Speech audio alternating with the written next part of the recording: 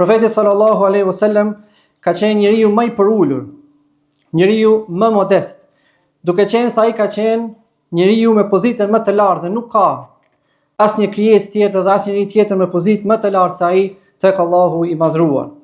Prej shembujve të modestisë së tij ka qenë se ai i është përgjigjur ftesës atyre që e ftonin pavarësisht a ishin të varfër. I është përgjigjur ftesës së gjyshës së Enesit.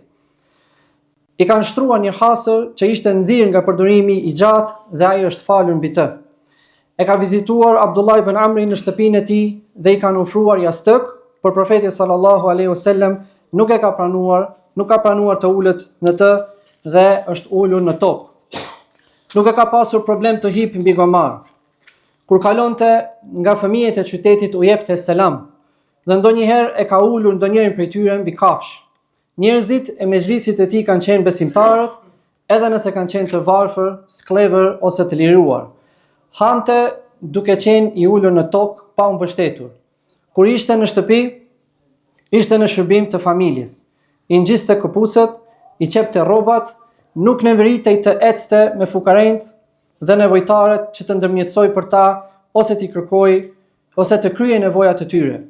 Me shokët e tij ka qenë në cilësinë më bujare që mund ta ketë një shok me shokun e tij.